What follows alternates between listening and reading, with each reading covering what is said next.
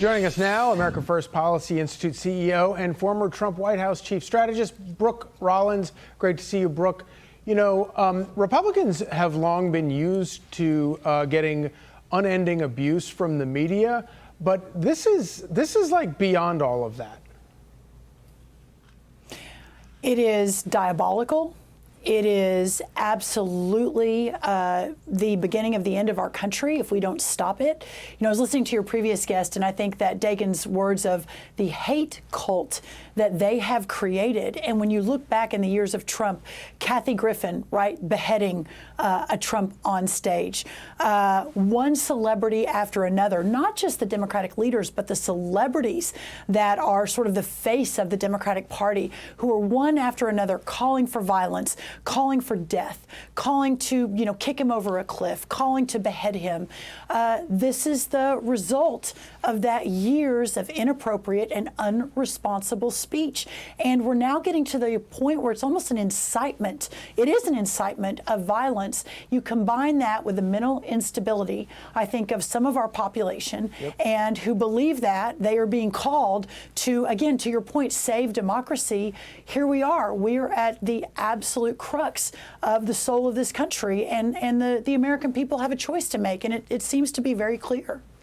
I've just continued to read more and more things, and we're going to talk about this man's wife in the next segment, but Alexander Vindman saying online that Donald Trump instigates attacks, his constant stoking of violence. Donald Trump's constant stoking of political violence doesn't receive enough scrutiny, and the violence he inspires does not receive enough condemnation. What is he talking about? And then the Washington Post, one of the columnists just wrote, another chance for Trump to frame Democrats as dangerous and to cast, now Trump's playing the victim. He is the victim. And you, the Democrats and the liberals and the left-wing nuts, are not.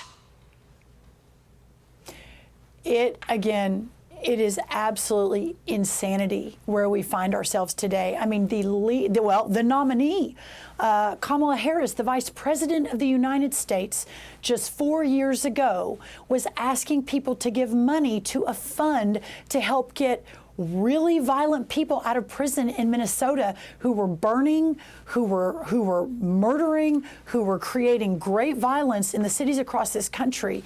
And yet she's the one that's being held up right now as the example of calm, whereas Donald Trump, who brought more stability, more safety, less criminal activity in any time in most of our lifetimes in the last administration, he's the one that's being held up as creating this divisiveness culture. It can't stand, and I believe that it won't stand. It's interesting when you think politically, you know, after the convention and the debate and the entire media saying, well, not the entire media, but a lot of the media is saying, oh, she's won. She's not gotten one poll jump from any of that. And that's because America realizes what's happening and what's at stake. But the left has to stand up. They have to take responsibility. And our side has to say no more. This incitement of violence cannot stand. Brooke Rollins, thank you very much. Thank you both. Coming up.